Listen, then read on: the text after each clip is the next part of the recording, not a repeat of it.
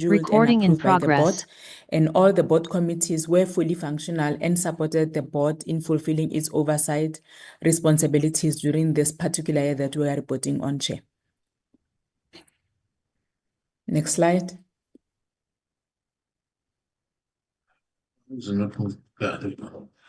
Okay, this slide just summarizes the number of meetings that were held by the different committees.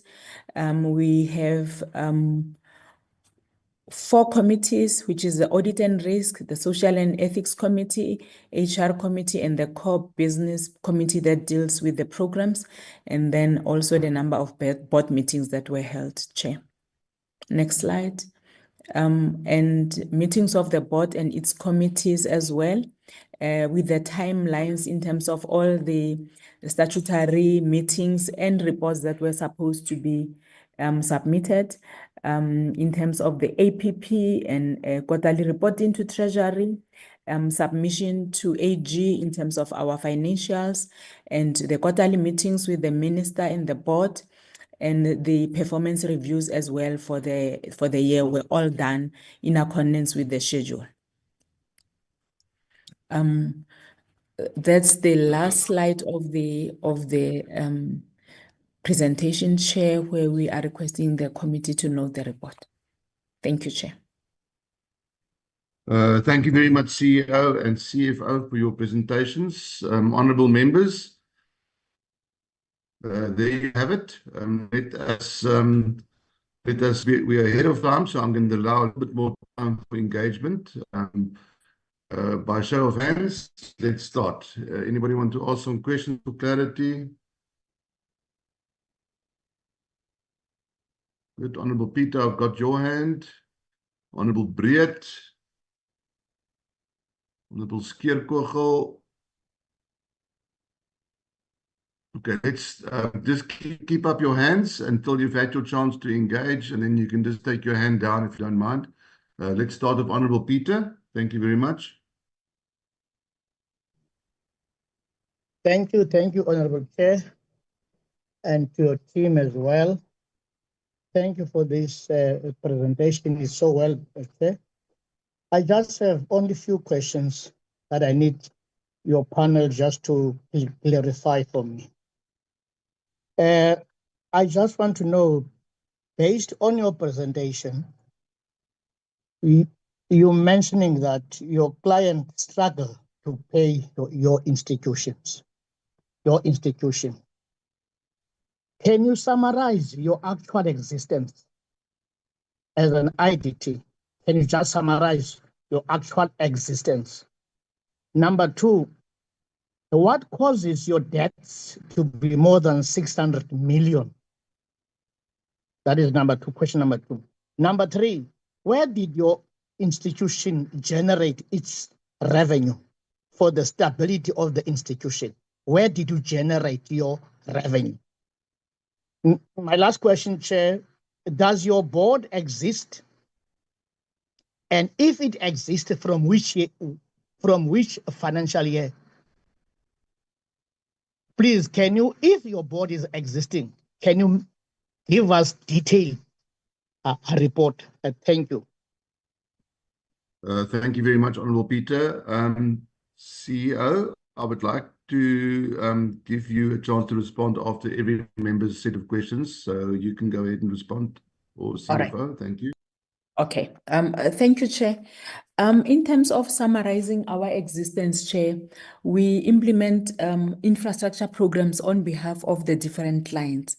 And that's why our challenge is also, it's always referring to our clients not paying us, our clients giving us projects, our clients not doing this. So if I am to summarize our portfolio, Chair, we have portfolio from Department of Health, Department of Education, Department of Correctional Services, Department of Justice, Department of Higher Education, Department of Economic Development and Tourism, Department of Sports and Culture, and Department of Transport. So because we implement projects on behalf of these different clients, their budget is allocated to the client. And once they give us a list of projects, they then give us the budget in line with the list of projects. So we sign 3-year agreements, Chair, minimum. And each financial year, the client then have to confirm the budget, irrespective of the 3-year agreement. So at the beginning of each financial year, the client still has to confirm that they still have the budget for us to go ahead. We can go ahead and implement.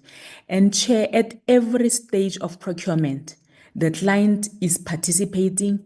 And before we even appoint our service providers, we go back to the client to say, you had committed this budget. Please confirm, because now we are at a stage where we are committing the IDT in terms of appointment now of service providers. It's a commitment that we need to maintain and fulfill, because it's now a legal obligation. They still do commit, Chair, to say that, no, we still have the budget. The challenge becomes now when we have to collect the money. And the second question is around the debt to be around 600 million. 600 million is a consolidation of all the clients that would owe us at this particular point. And the biggest department that every year owes us is the Department of Education, KZN. So what we do is, because they owe us, we don't commit in the next financial year to go ahead and procure until they pay us, which then affects the delay in the implementation of projects for that next financial year, because we are saying we cannot continue committing the organization when you still owe us. Pay us, and then we will continue with implementation of those projects. Chair, the last one is, where do we generate our revenue? So we generate our revenue from the implementation. So there is a National Treasury practice note that supports how we charge our management fees. Our management fees are between 5 to 10%. 10% being the highest that we can charge. However, it's a sliding scale. The social development programs, we charge 10% because of the intensity of the program. However, the higher the project, the less the management fee, because of how we manage the projects, Chair. Thank you.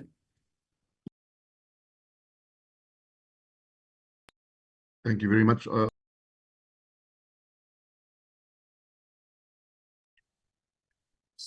Chairperson, you cut off. I assume it's my turn. Yeah, it's your turn. Please continue.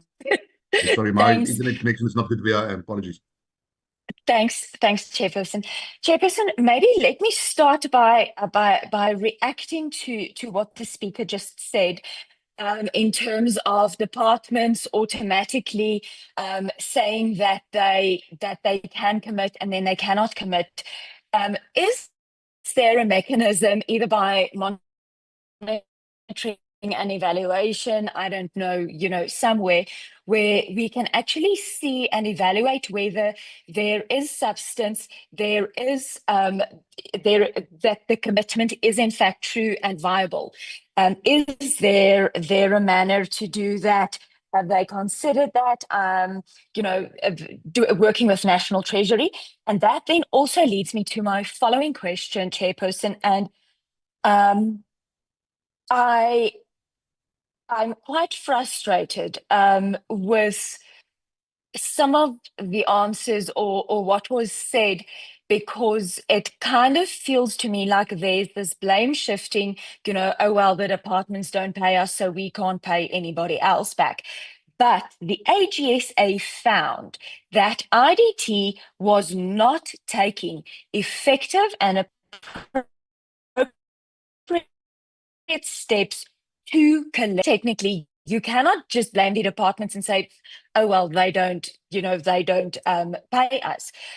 So I want to know about, from IDT, what were the shortcomings Honorable Brett, I'm sorry for that were interrupting you. found by the Honorable Brett. AGSA? Yes.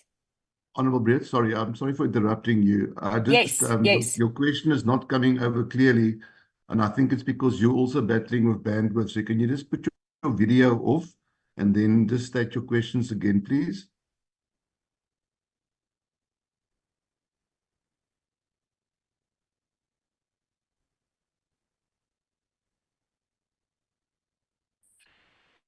I think we've lost you now. Honorable members, am I audible?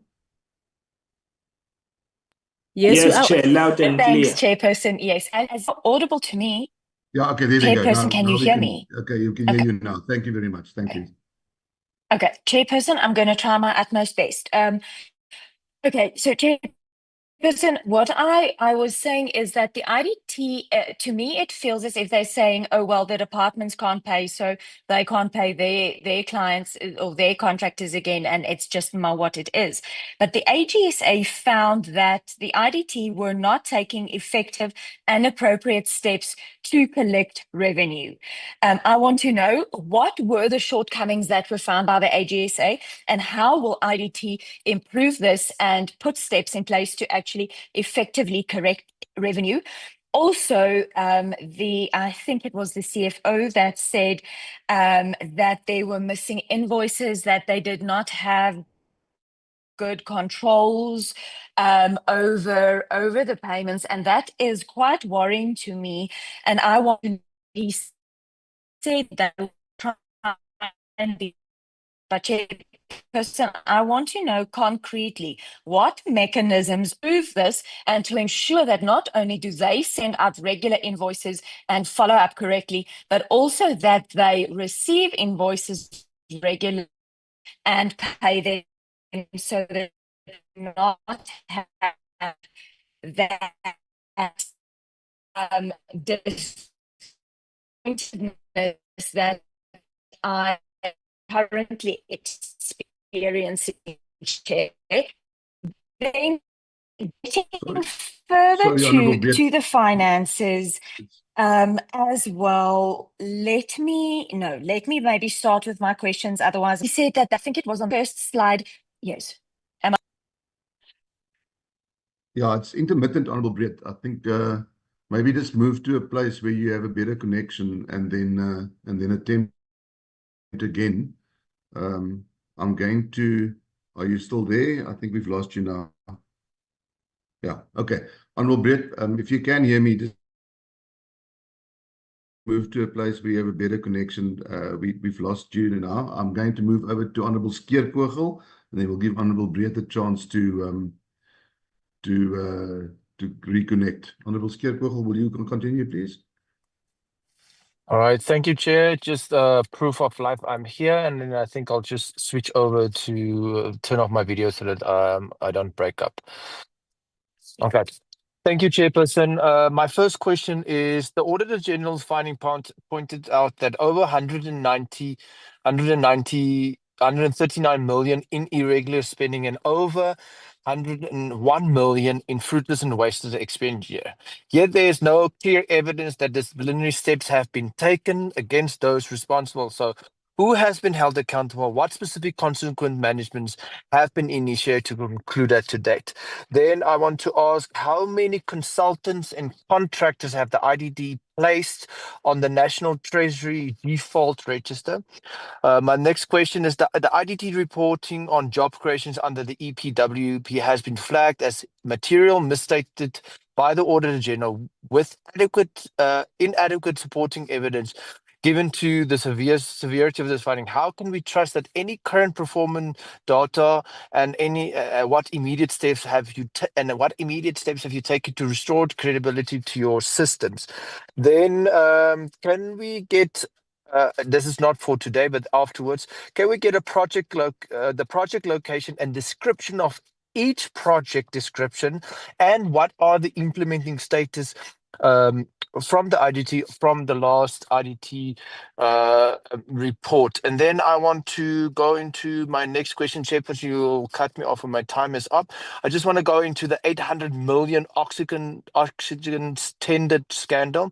What is the current status of the PCWC-led investigation into the cancelled 800 million oxygen tender?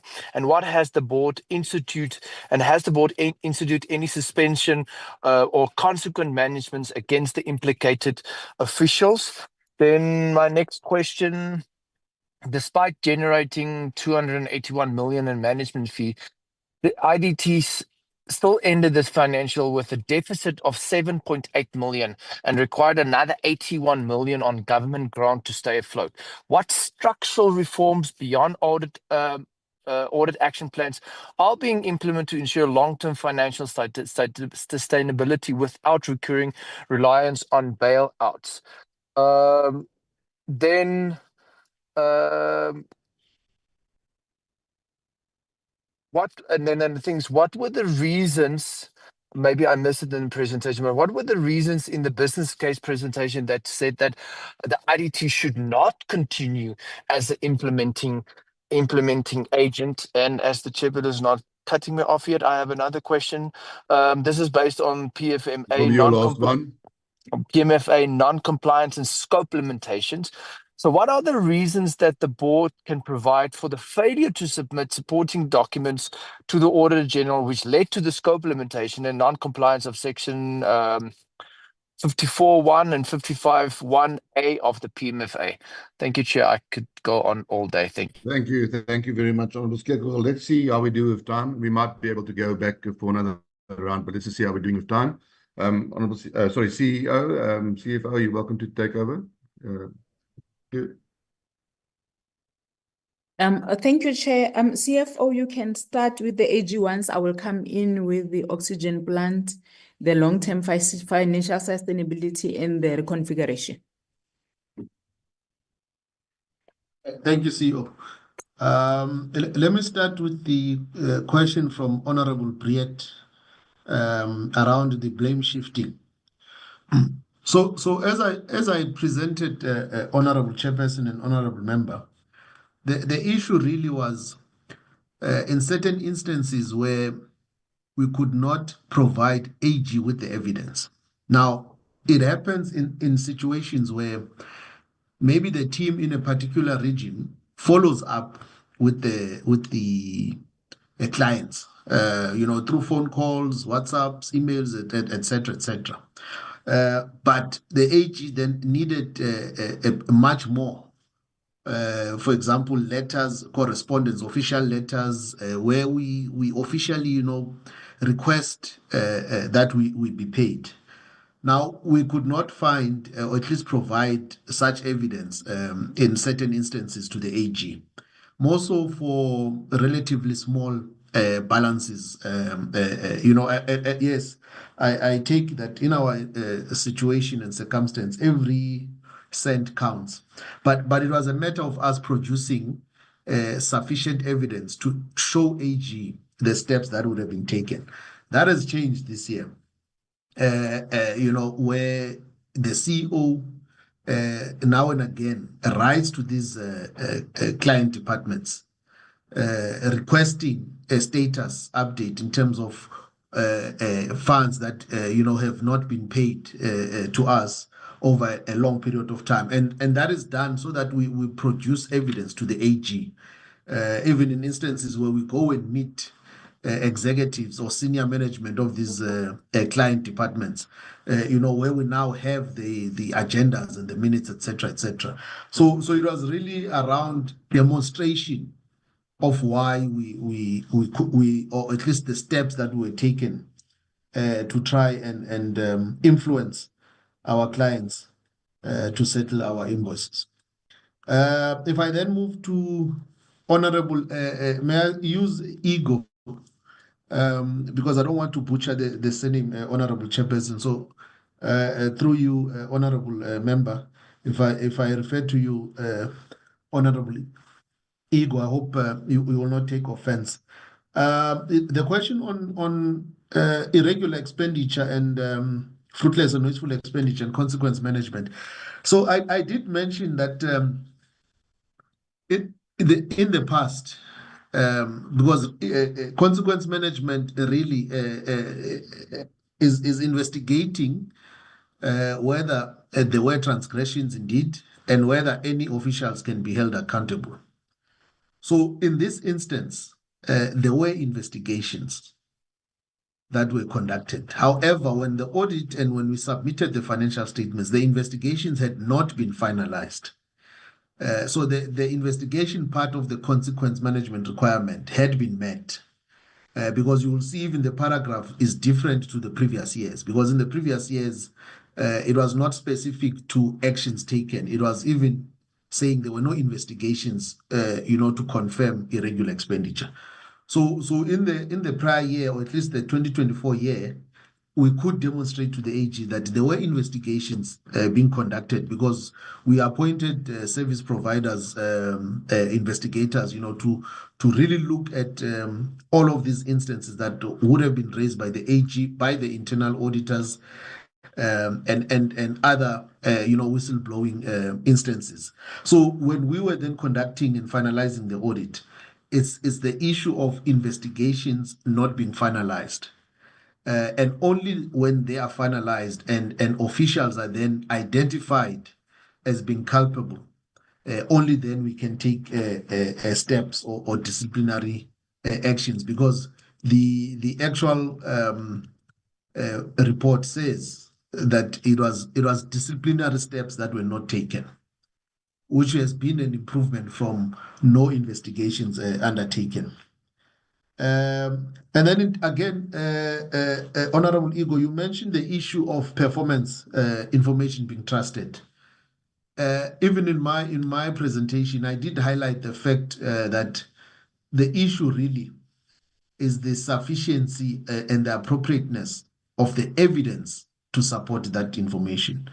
And I explained that we've identified the root cause, and the root cause was the decentralization nature of the responses to the AG, where an official who would have been working on a particular segment of that particular project, for example, when they then respond to the AG, they only give the AG that information that they have in their disposal.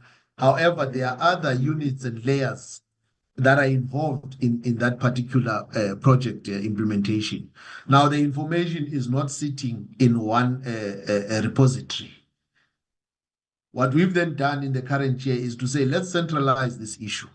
Let's centralize the responses to the AG. Let's centralize the information that is submitted to the AG, because if it comes from one central unit instead of the different units that are involved, then that central person is able to identify the missing information. So really the issue of the performance information not being supported really talks to information that would have been submitted by certain units that are involved in the projects, and others may not have necessarily submitted because they may not have been aware, and they may have been sitting at a different location within IDT.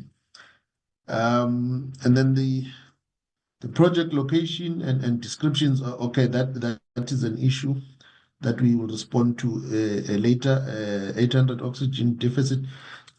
With the deficit, Honorable Ego, the structural reforms, I think the one thing that management has identified is that when we implement projects, we were not applying the requirements of the GRAP statement, in this particular GRAP 9. We render a service to these client departments. We don't sell goods. But in the past, how we would approach the work that we do for our clients, it will be similar to someone who sells goods.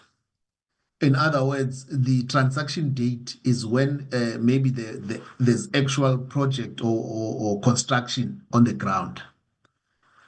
But in essence, we should have been applying the state of completion approach, because we render a service. We would go for 4 stages within the project implementation approach or process without billing our clients. So we'd only bill them and recognize revenue in stage 5. Now, there's a lot of work that gets done between stages 1 and 4.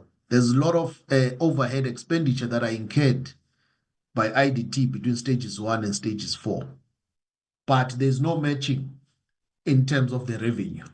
You'll find that we incur expenditure between stages 1 and stages 4, and that expenditure goes through into our books, but there's no contra revenue, because we wait until stage 5.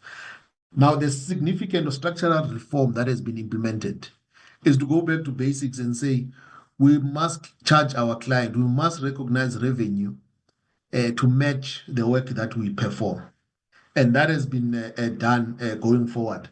Yes, there are still old contracts that are on the old approach, but as we enter into new business and sign new contracts, we are specific about this approach, because then it means we are matching the work that we do, the expenditure that we incur, including salaries between stages 1 and 4, with revenue, by recognizing revenue again between stages 1 and 4 and not waiting until later.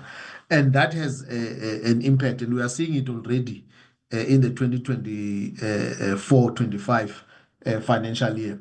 It will reflect when we eventually then present the annual report later. I think the other ones I would have covered. The last one, which related to the audit, was around the scope limitation, Honorable Chairperson and Honorable Member Ego.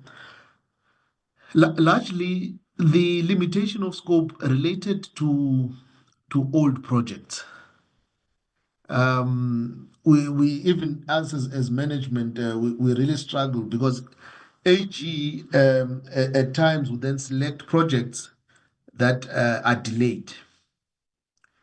Now, projects are delayed, it means the procurement processes would have happened more than 5 years ago. And some of that information would have been, archived and et cetera, and some of the officials are no longer around. So we identified that issue as a record-keeping issue. To resolve it in the current year, or 24-25 year, one of the first things that CEO did was to appoint a records manager to try and fix this issue of ensuring that our records keeping system is improved, so that any other official or sorry, let me just get it. My apologies, Chairperson. So that when information is required in later years, we are able to easily retrieve it, Chairperson. It is still work in progress.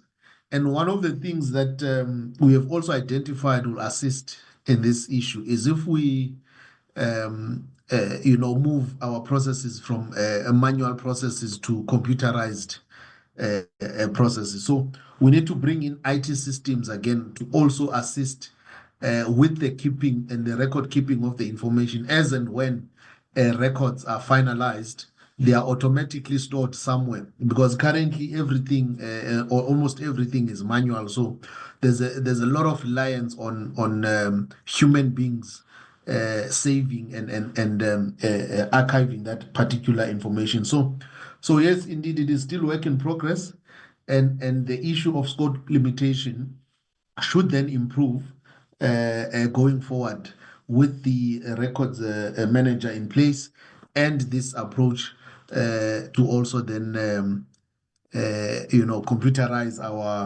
our project management processes. Thank you, Chairperson. I think those are the ones that related to the audit. If I've missed any, I apologize, Honorable Chairperson. I can always come back to you if I'm reminded. Thank you, Chair. CEO, do you want to add to that? Yes. Thank you, Chair. I just want to add on the last one on the system. We have procured the project management system, which will assist us as well in document management for AG, because when they need documents, then they will be able to go to the system and get the documents. And we have also introduced e-filing, and there's a process now where the documents are now scanned so that they are available on e-filing, and when AG requests documents, they will then be able to go on the e-filing and get the documents. But it's across all the 9 regions, and the process has not been finalized. There is still the process of scanning going on. Chair, on the issue of the 800 million PSA oxygen plant, the status. The department withdrew the project from IDT, and we see that everything, including the service providers, it is now implemented by GBSA with the same service providers that IDT procured. The PwC investigation is ongoing. It has not yet been finalized, Chair. And there was an issue on the question, Chair, on the long-term financial sustainability and reconfiguration. So we have come up with a 6 months financial sustainability plan and a longer financial sustainability plan, while the reconfiguration process is being finalized with the minister through cabinet, Chair. So what we are looking at is diversifying the portfolio of IDT so that we don't only depend on government, because the reliability of payment is what is an issue here, not that there is no business. The backlog on infrastructure is still huge, but the issue is the deficit with regards to the budget. So we are now looking at doing business with the mines, where in the regional offices where there are mining currently taking place, we are engaging them on implementing their social infrastructure projects because they do have the budget for it. So that's part of the diversification that we are looking at, and also looking at co-funding and triple P projects where we are able to assist our clients where there is no budget for them to implement. There was a question, Chair, on contracts that are blacklisted. How many contracts have we blacklisted with Treasury? Chair, can I request that we provide that information, because it's across all the 9 provinces, with the request for information on our project location and description when we submit that, because there was a request that we should submit that. Can I request also that we submit this information so that it's collated across all the different provinces, Chair? Thanks. Yeah, that'll be fine. Thank you very much. Mr. Mthalini, maybe just make a note of that. Thank you very much, CEO. Honorable Brett, are you back with us? I know one of your questions were answered by Mr. Songwevu, but you might have, you didn't finish your question, Chance. Are you back with us? Thanks, Chairperson. Thank you. Honorable Kaunda, we'll get to you just after Honorable Brett. Your hand is up and I see it. Thank you very much. Honorable Brett, please continue. Okay. Thank you, Chairperson. Yes, Chairperson, thank you. I want to find out, just leading up to the questions that were answered, do we have the capacity to diversify the IDT if it is in such a dire need? There is a vacancy rate of 25%, and I just want to get clarity on that. Is it funded or not funded? Is it critical posts? Can they just speak a bit to that? Are we in the process of filling what is happening there? Then with regards to Program 1, the number of construction work opportunities created was 4,240, and that target was met. But according to the AGSA, they did not support this. Why did they not support this? What is the irregularity, and how are we going to remedy this? I think they did answer. One of my questions was, can we please get a breakdown of projects with a location, description, and implementation status? But I did hear that it was mentioned that that would be done. Chairperson, then in terms of the percentage of projects completed on time, one of the reasons was poor performance by contractors. Has the IDT taken steps against them? And are they going to ensure that those contractors are not used again? We see multiple contractors, just jumping between provinces, and that's quite horrific. Then I know that there was a few matters of contention between IDT and the AGSA. What are the specific issues that were a matter of contention? How were they resolved at the end? And what steps are or were put in place to mitigate this, to ensure that this does not happen again? Chairperson, I am concluding with just 3 last questions. The AGSA states that the IDT is of going concern. What active steps are being taken to ensure that IDT moves away from the going concern growing concern base, because I am still not quite satisfied with the answer that the CFO provided in, yes, we are trying to follow up and being better. It just sounds a bit willy-nilly to me. Chairperson, and then maybe just in terms of largely these departments received grants for infrastructures and they then receive the grants from National Treasury, and my understanding is they then pay it back to the IDT. Is there no workaround that National Treasury can directly pay IDT those grants over? Because I know municipalities, are very naughty with using money for salaries and other things instead of what they were intended for. Have they looked at something like that? And then, Chairperson, I just want to find out, I think it was on the first slide, they spoke about reconfiguring the IDT. Where are they with that? How will that impact, this diversifying the service delivery of projects? And will that also maybe look at, having performance targets for staff and having those things? Because at the end of the day, that is important, Chairperson. I am just looking, I think that is all my questions. Thank you. And thank you, Chair, for allowing me to have a bite a second. Not a problem. Thank you, Honorable Breed. CEO, back to you. Thank you very much. Thank you, Honorable Chair, and thank you, Honorable Breed, for the questions. Let me start with the reconfiguration one. The reconfiguration process of the IDT is currently with the Minister and Cabinet to be finalized. So once the form of the IDT and the structure has been finalized, it will be then communicated in terms of what form the IDT will take, because there was a business case that looked at all these challenges that the IDT had and recommended a proper form. IDT is a Schedule 2 entity, Chair, but we are also a trust.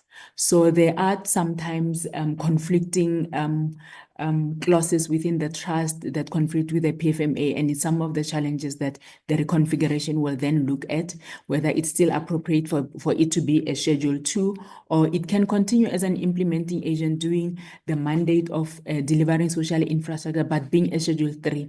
Because if we look at all the Schedule 2 entities, we look at Eskom, Transnet, SAA, they make profit, they sell services. And IDT, it's totally different in terms of how big it is and what it does. So that's some of the things that the reconfiguration was looking at, Chair. And in terms of the vacancy rate, Chair, IDT only fills vacancies when it has sufficient business to fill the vacancies. Because we depend on our clients to implement, we cannot have permanent staff when there is no business. So because some of the posts are frozen until the reconfiguration process is finalized, we are not able to fill them. Previously, IDT was not professionalized and it did not have professionally registered staff. We prioritize those positions to ensure that we implement on behalf of our client with the right capacity of professionally registered employees. And then we then took a decision to freeze posts that are supports in nature and not necessarily technical in nature, because IDT is highly technical. So the vacancy rate is as a result of that we don't fill all the positions that are in the structure. We fill positions as and when we have contracts that necessitates us to build the capacity that we have. So when we are diversifying and we realize that in order for us to implement this contract, we will need a different skill that we do not have, we will then advertise a position that matches what the business will require. We have currently embarked on a skills audit. It needs to be presented to the board for finalization so that we are also aware of the skills that are there and what is needed. And Chair, there was a second question on work opportunities that AG could not verify, the 4,000 IDT work opportunities. So Chair, we have technical indicators that we use to confirm whether we can confirm whether the target has been achieved or not.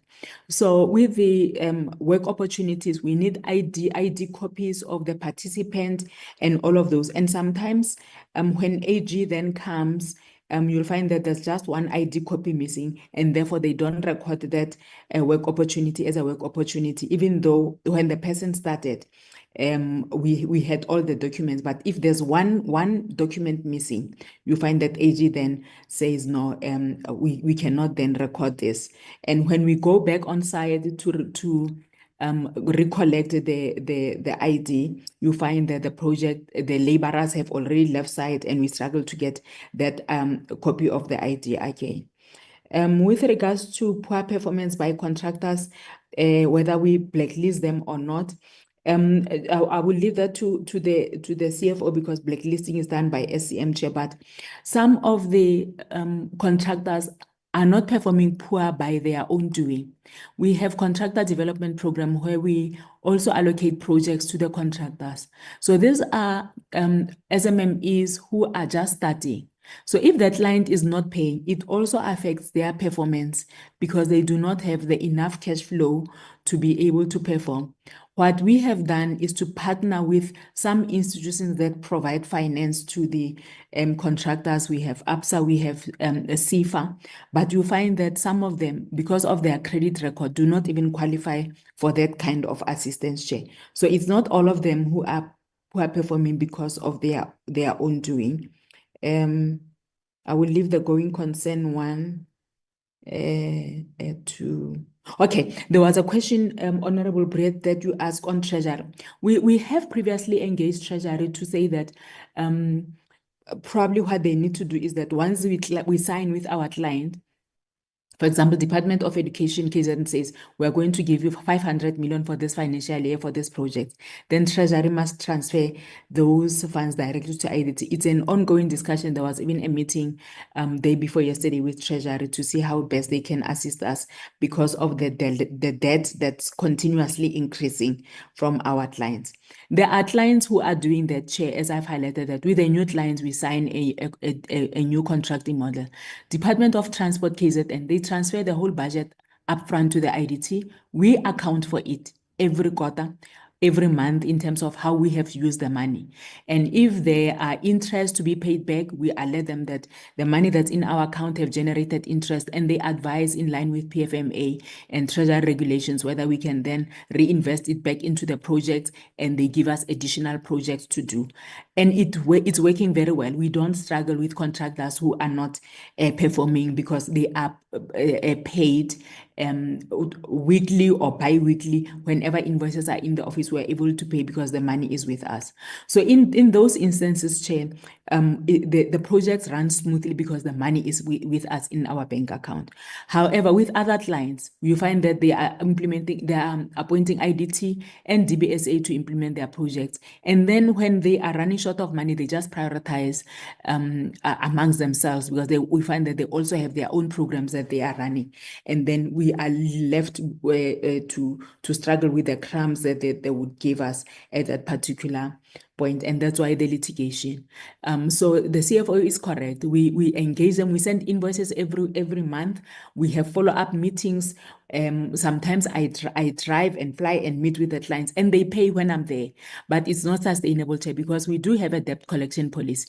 However, with the IGR framework, it doesn't allow us to take our clients to court. Sometimes if the service providers litigate us, we do join them so that we also get our legal fees back. And you find that in those instances, they do pay. Honorable Brett, before you got cut, you asked also on whether we check whether the business that we get is viable or not. There are clients that we know that we will never accept business from them ever again because of how they implement the project and how their payment pattern is. So we do that, and we check even when they bring new business whether we will be able to accept it or not. Thank you, Chair. Thank you very much, CEO. Honorable Kaura, thank you very much. Chair. It's sorry, CEO Songrebo, you still want to say something? Yes, Chair. There were two questions that relate to the audit that Honorable Brett asked. One, it was Sure, please the go. matters, yeah, the matters of contention with the AG. It was really at the end three items, Chairperson. The first one was around our revenue recognition. So we rely on the reporting framework, and also around this new billing system that I referred to earlier.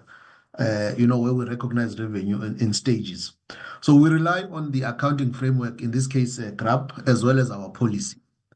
So AG was fine with us applying or our application of the accounting framework, as well as the our business process aligning to the accounting framework. And this is an issue that they again reaffirmed and confirmed in our kickoff meeting and debrief meeting when we started the current year audit. The issue that they had was what's in the SLA. So there are two contradicting provisions in the SLA in terms of how then we should be recognizing revenue. And that's the issue that then AG ended up qualifying IDT on. But in principle, in terms of the accounting framework, we look at the substance of transactions and not their legal forms. And that's where the contradiction was, and which led to all of those steps of escalation, Chairperson. The second one was again around the issue of the completeness of our program expenditure.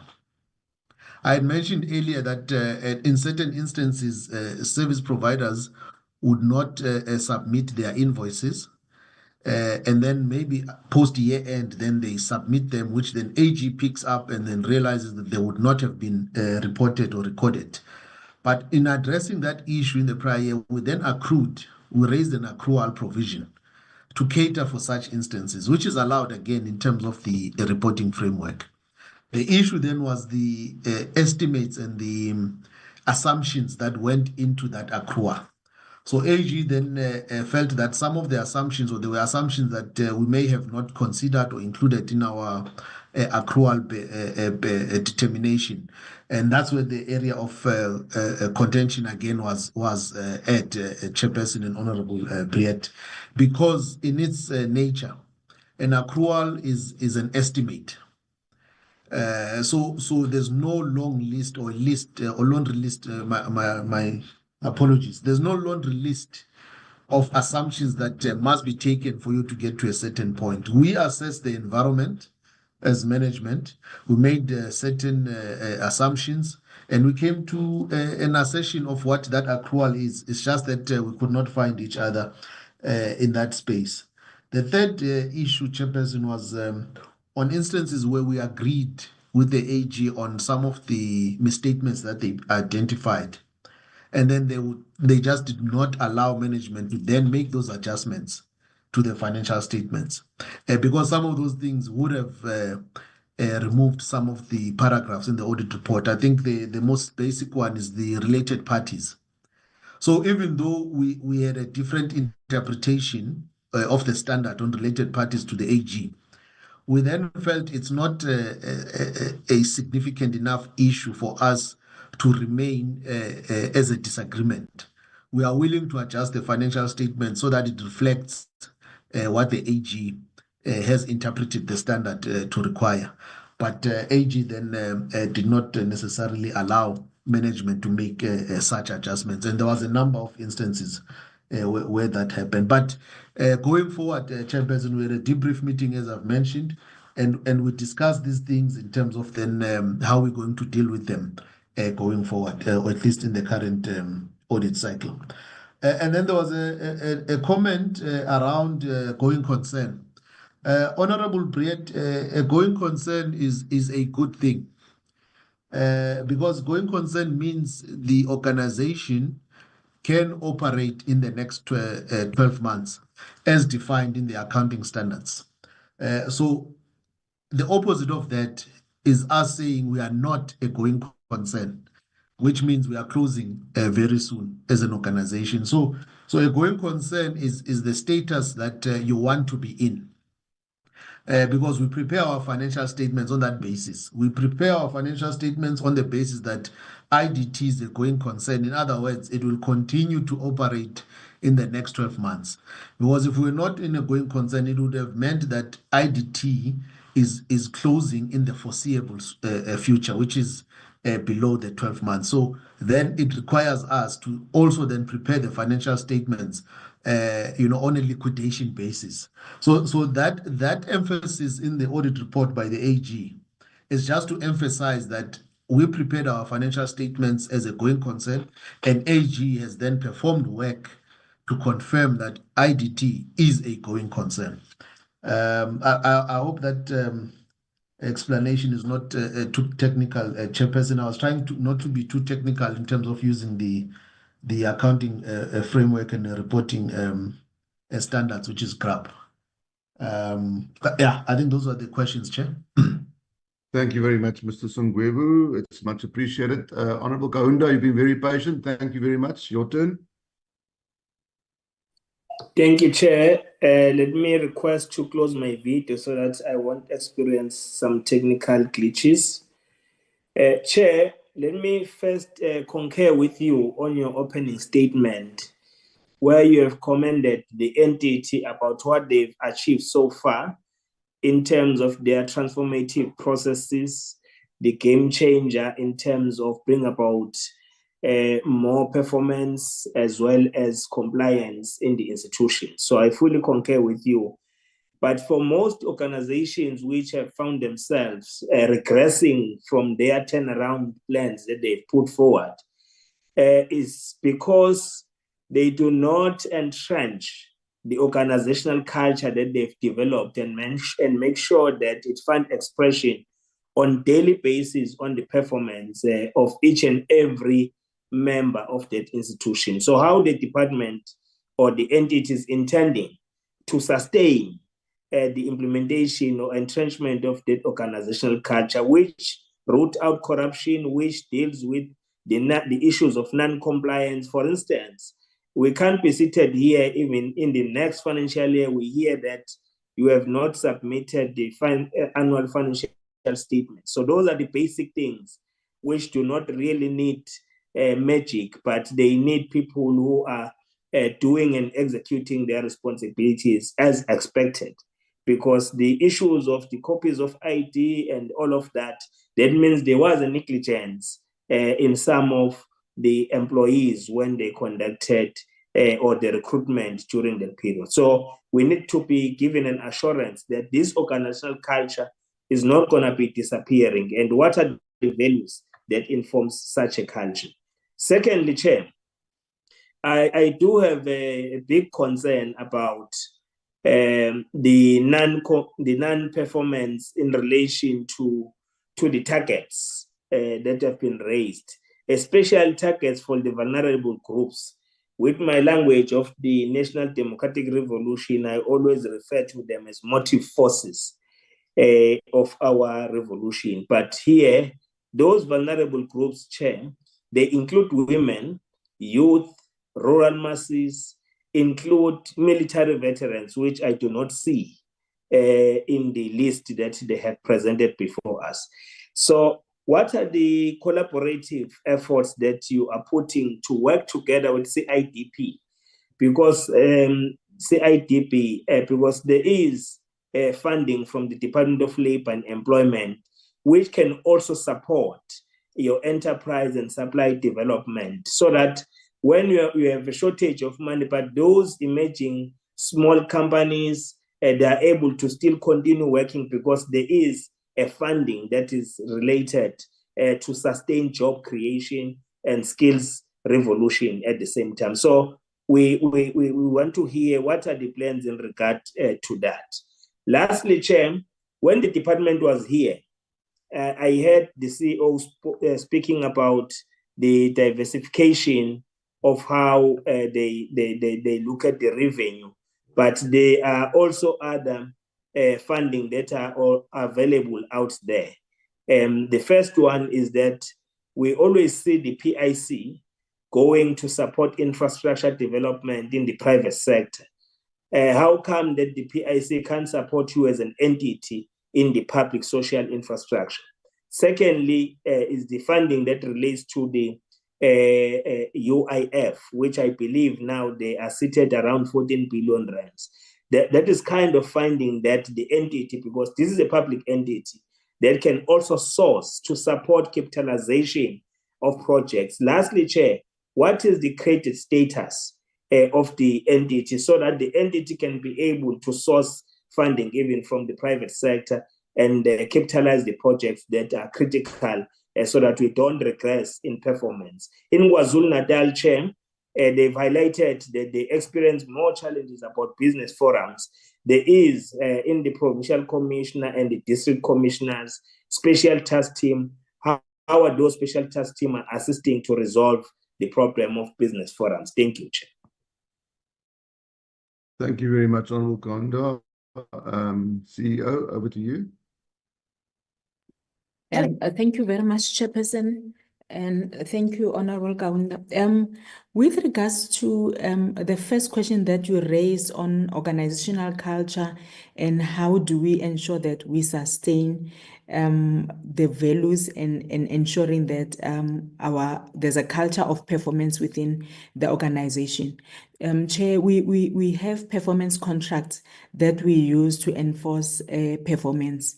This is monitored every quarter. Each employee has a performance contract and their performance is monitored in line with what they had contracted to perform. So the issue that you raised on the for example, the ID that was missing. Sometimes it's negligence, but this needs to be enforced and monitored through the performance of that individual. And that's what managers are doing. Secondly, we provide training to our employees to empower them to understand the implications of their actions if they are not performing and how our non-performance as an entity will affect the communities that we serve out there. Chair, with regards to our non-performance, with regards to the vulnerable groups, we are collaborating with different entities to ensure that at least we meet the target. We have SAWIC, we have organizations that deal with people with disabilities, but you find that in that space, for example, with EPWP, we are not struggling. We do have participants who are disabled. But then when it comes to construction, you find that across the different provinces, we will struggle because there's a criteria or a technical indicator that we use for them. But I will hand over to my general manager strategy to talk more on the groups that we have identified, because we don't have military veterans, we have disability and women. And we have these organizations that we are working with to assist us to reach that target. We are looking at different funding. We receive funding now from the National Skills Fund. We are looking at applying for funding with UIF. So it's some of the sustainability plans that we have come up with for the next 6 months and a year to ensure that whilst we are struggling with government funding, clients are not paying us, at least we have some diversification in terms of increasing our revenue. And then with regards to the construction mafia, the IDT is working with the special task teams. It's not only in KZN, in Northwest as well. I know there's a task team that is established. It has gotten better significantly in KZN. The majority of our projects are continuing. I only got a complaint from Limpopo today about the business forums, and I will be attending to it. But we are working with the subs tax teams to assist us with the business forum. Over to you, CFO. And Chris.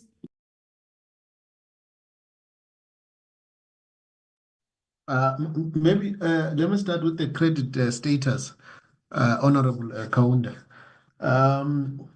As far as I'm aware, we have not done an assessment around what IDT's credit status may be.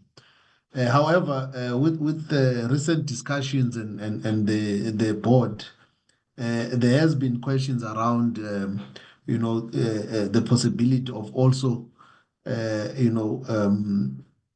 considering the debt market, see if we can also use that platform where IDT can borrow using the debtors book that we currently have.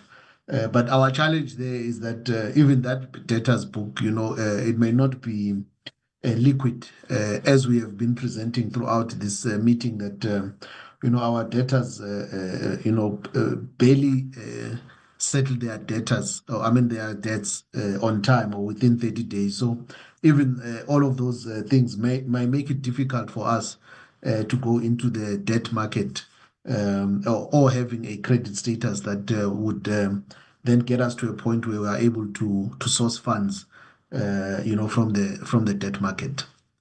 Thank you, Chairperson.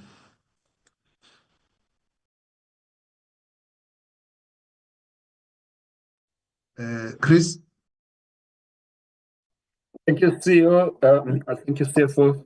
Thank you, honorable members of the committee. I'm just going to speak briefly on the efforts we have made to get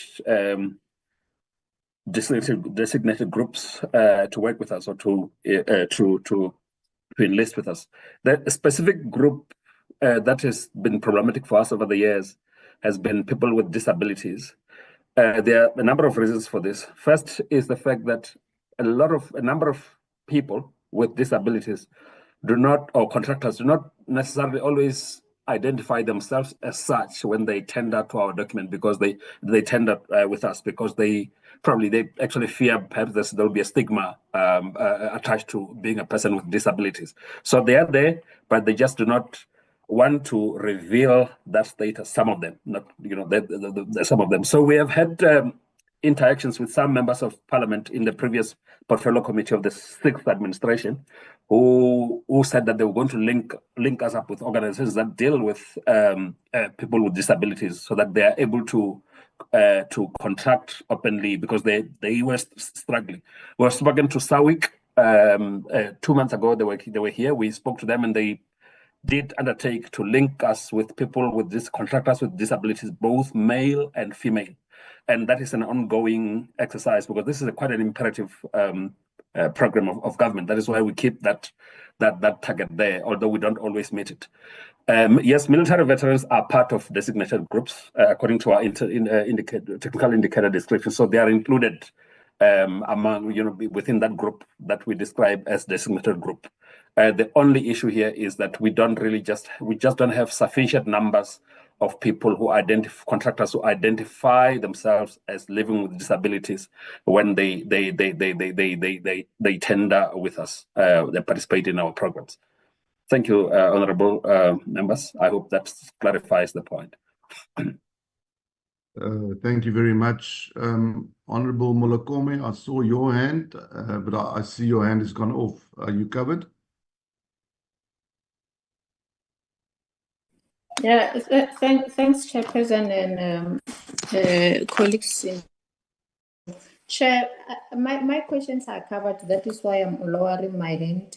I'm not going to repeat what other honorable members has already asked, because the answers that were provided, I think I'm okay with the information that we have received. But let me also acknowledge the presentation, and also to encourage the IDT to continue doing the great job, even though there are some challenges that they've raised.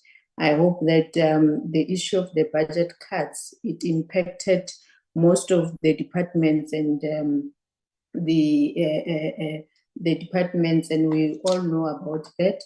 Let me just not repeat what other honorable members have said, because I was a bit worried about the issue of the women and people living with disability, of which I think this must be the area where we concentrate on, because we want to develop women, youth, and people with disability. In most cases, when we receive the presentation, this aspect is not much covered.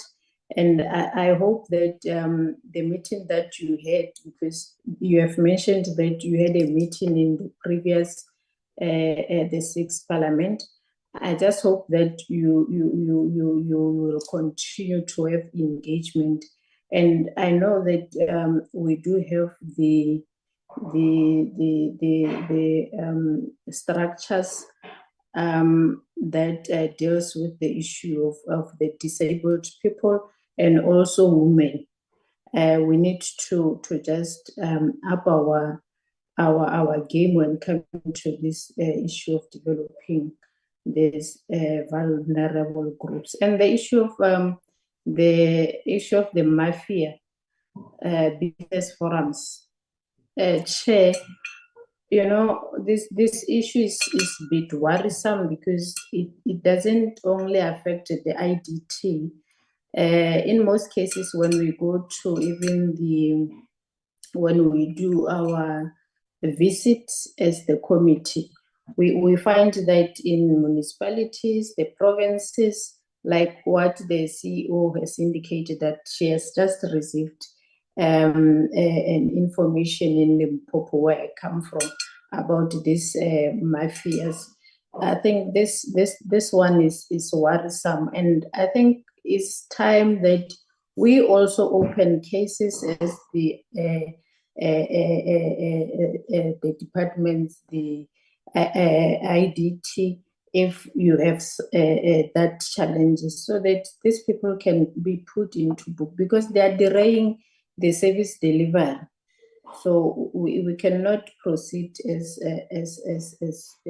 usual, that people do as they wish, as if we don't have laws in this country. So I'm not going to repeat the issue of the vacancies. It was well outlined, and the target and the time frame. I think the CFO has elaborated more on that. So I'm going to pause there, Chair.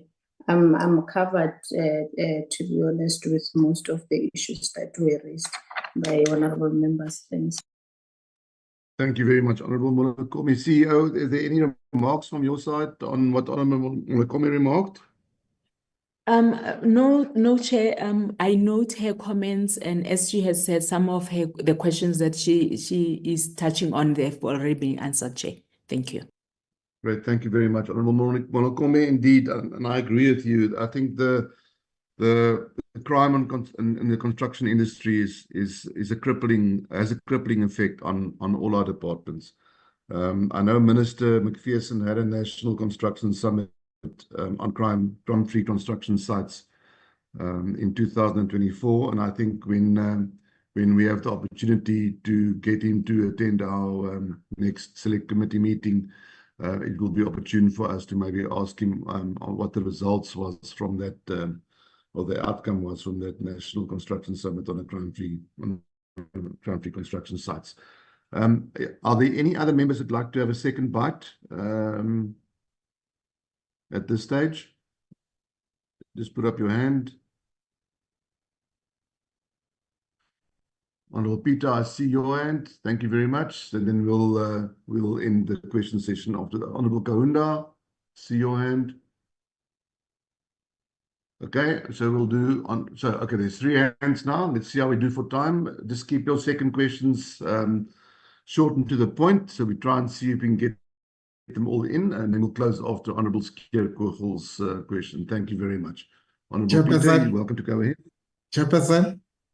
Yes, Honourable Mtelini. Sorry, Mr. Mtelini.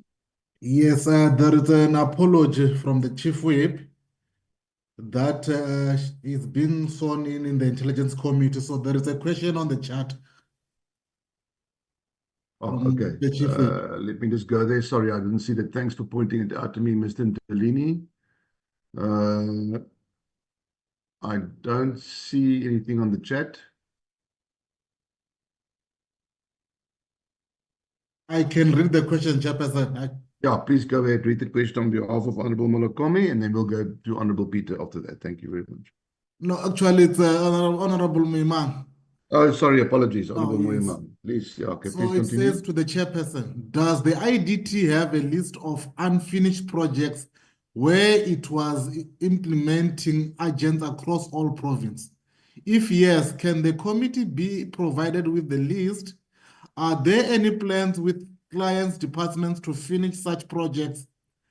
I have one in particular in Northern Cape, Ditagong village, the unfinished school, Kuruman town. How many service level agreements in place between the IDT and the client's departments? That is the question, Chairperson.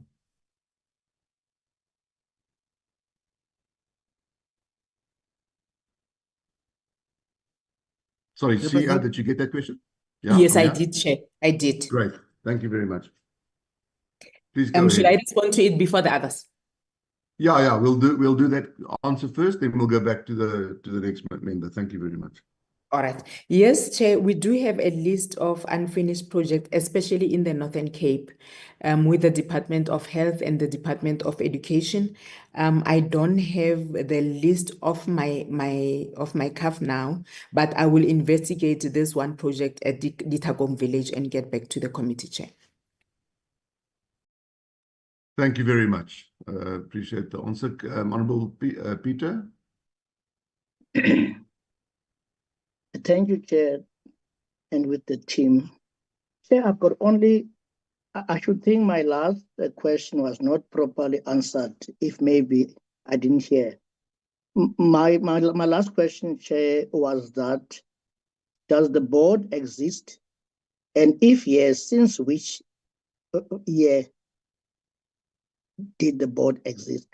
Secondly, so what is the duration of the board in the institution? My last question, has the IDT ever experiencing the lost ever since it started? If yes, which years? Thank you so much. Thank you, Honorable Peter, CEO. Yes, Chair, I missed the last question. Did we ever experience? A lost. Honorable Peter, just repeat that last question. I also didn't get it. It's something about a loss? Yes. My question is, has the IDT ever experiencing the lost ever since it started? If yes, which financial year? According to your financial statements, have you ever experiencing a loss? Oh, okay. All right. Thank you so much. Thank you. Thank you, I Honorable get Peter. it, Chair. Okay. Yeah, the Chair, apologies. I missed that question. I remember him asking about the board. The term of the board is 4 years. We do have a board currently that is correcting, and the term is ending end of June. And the minister is currently busy with filling of vacant positions for the next cycle of the next board, which will start in 3rd of July. Yeah. There were some resignations, and even now, I'm sure you have heard when the minister announced that he has filled in 5 vacancies because of those resignations. So the board term is 4 years. However, when there are resignations, then they are filled within the term. When the term ends, it's a new board. CFO, the loss, I think the honorable member is talking about the financial loss. If I heard him correctly, can you assist me there?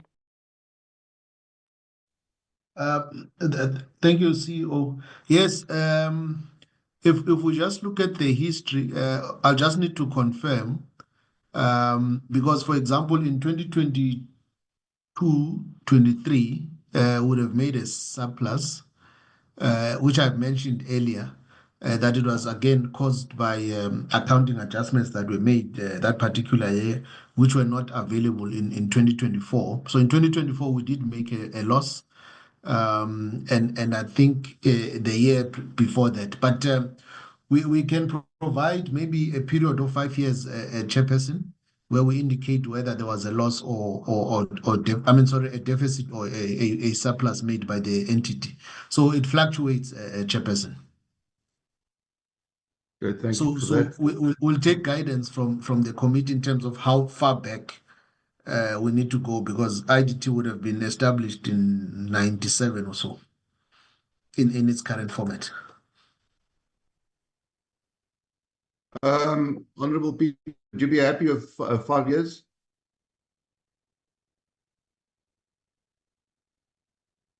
I'm 100% happy, sir. The manner in which the team answers me, I'm so happy. Thank you so much, Chair. Thank you. Thank you very much. Honorable Kaunda, your second bite.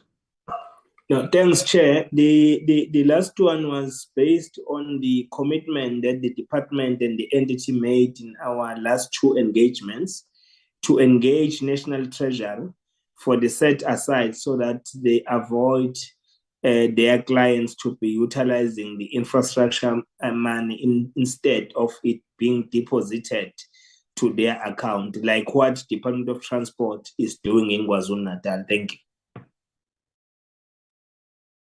Thank you very much. Sia, your comments? Thank you, Chair. Yes, thank you, Chair. We have already started engaging Treasury, the CFO, if maybe you can also add. So, because of the challenges of non-payment, for just this month, we need to collect about 96 million for our overheads. And the client has not paid a single cent. And we have engaged Treasury. There was a meeting yesterday, CFO, so that we can see now, moving forward, how Treasury can assist us to ensure that they transfer the money directly to us and not to the client. Chair. Thank you very much, Honorable Skeerkogel. Thank you, Chairperson. My first question is, what action has the board taken to address the referral made by the SIU regarding breach of contract between IDT and the Department of Education in the Free State? And what was the outcome in the internal disciplinary hearing? Then my second last question, what steps has the board taken to mitigate the risk of those 63 pending legal cases against the IDT, and what financial provisions have been made to address this growing contingent liability? And my last question is, what is the outcome of the board's review of conflict of interest declarations by the board members and senior officials, especially where potentially tender-linked interests were identified through CIPC verification? Thank you. Thank you very much, CEO. Thank you, Chair. With regards to the SIU report, the IDT is working together with the Department of Basic Education, where they are disputing some of the outcomes of the report, and they have taken the report for review. With the 63 legal pending cases, the majority are those where the client departments are not paying us, and where the matter is already in court. With some of them, we are joining the service providers to ensure that once the departments pay, we also are able to claim our legal fees. But in some of them, once we alert the client that the matter is already a litigation matter, they then prioritize those payments, which is not an ideal situation because they should have paid in the first place, Chair.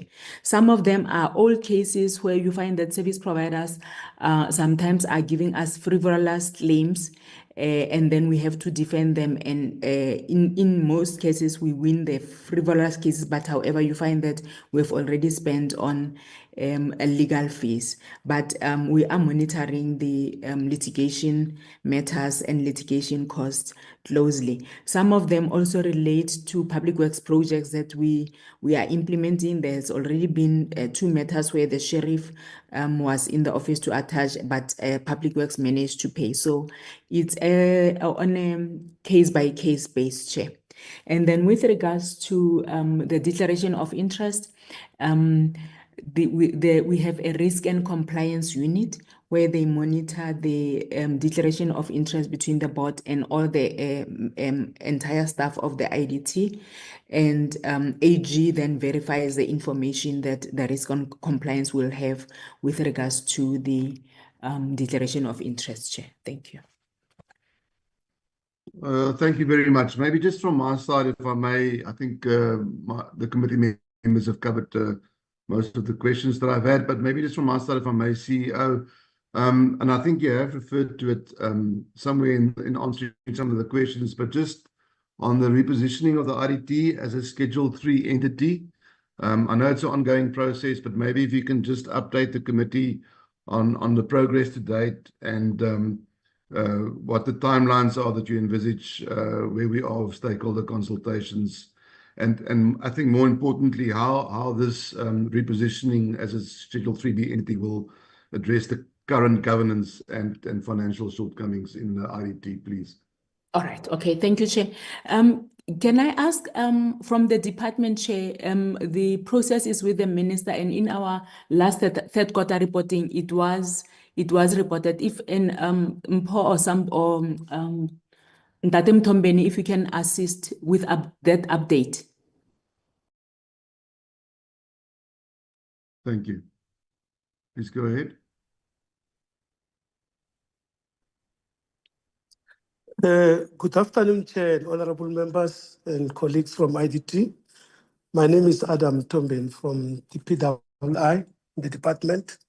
In terms of the progress to date for the reconfiguration of the entity, this matter is taking a big priority in the department through the minister. Minister was starting the business case, which was finalized by GTEC, and which was also considered by Presidential State-owned Council, with a view to sort of consult with National Treasury and DPSA on two issues for issues of corporate form, because in the business case they were proposing Schedule 3B, which is a state-owned enterprise or company, and also looking into the issues of human resource model around it to support the process. So this matter is with the minister, and we don't have a definite time frame which are sort of indicated, but from our last engagement with the minister and the entity was that this matter need to take high priority so that we submit a cabinet memo indicating the departmental position, National Treasury position, and DPSA, so that the cabinet can pronounce on that. So that's what I can comment in the meantime, Chairperson. Thank you so much. Thank you. Thank you very much for that feedback, and I think the committee will keep an eye on the progress as we go along. CEO Malaka and CFO Sangwevu and the rest of the IDT team, thank you very much for your time today and for patiently asking all the questions of the committee members. We appreciate that, and our committee wish you well on your journey to bettering service delivery to the people of South Africa, and we thank you for your engagement today. CEO, we are going to take care of some minutes of previous meetings at this stage. You're very welcome to stay if you want to, or your team can take their leave while we process the next part of this meeting. Thank you very much for your attendance today. We appreciate it. Thank you very much, Honorable Chair and honorable members. We will leave Chair to attend to other commitments. Thank you. Thank you so much. Honorable members, we've got some minutes. We've got some minutes to attend to. Just Mr. Ntalini, if you can just put your screen into presenter's view so we can just see it properly. Okay, just make it a bit bigger if you can. The screen. If you just maximize your screen.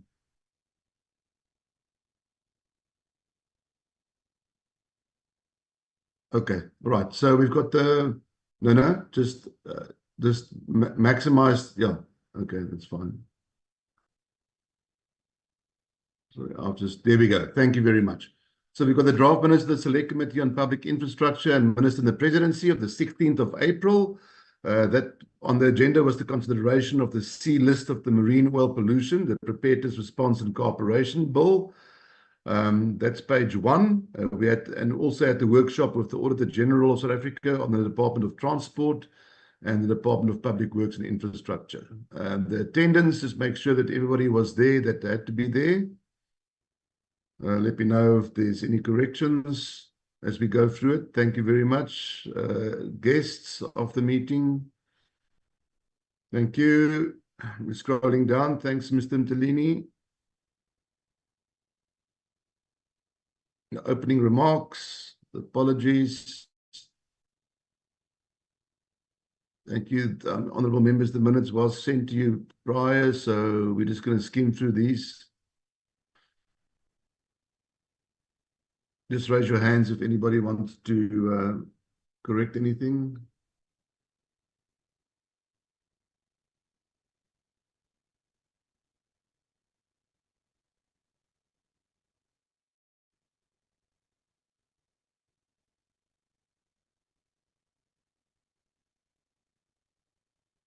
Thank you. That was the consideration of the adoption of the minutes of the previous meeting. Thank you very much.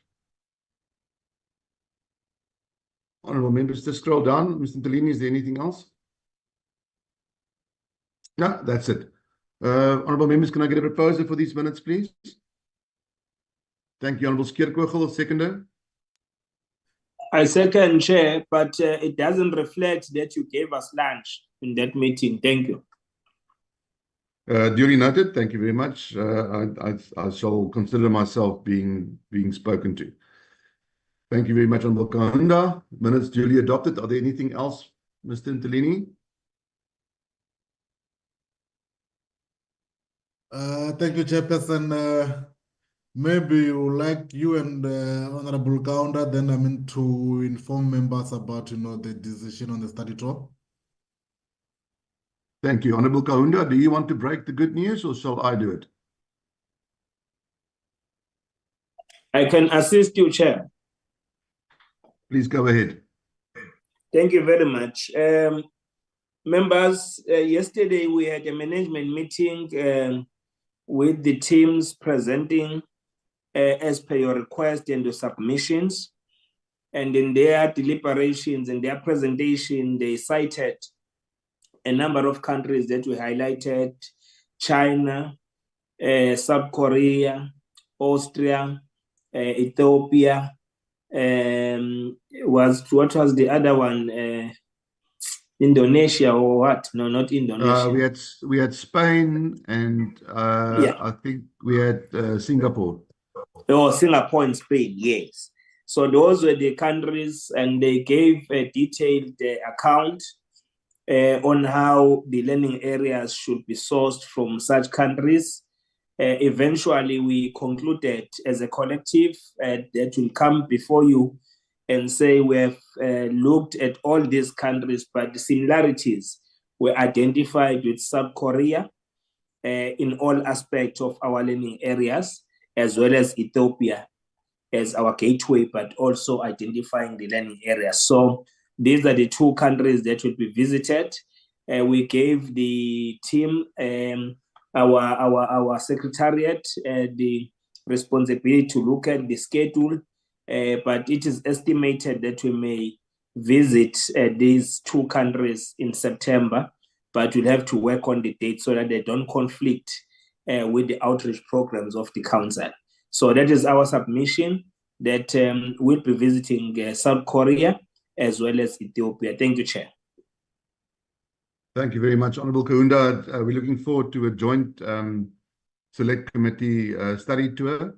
And I think South Korea was the one country which overlapped with the mandates of both our committees the best with regards to issues around COCTA, human settlements, water and sanitation, and obviously on the public work side, on our transport side, specifically rail transport.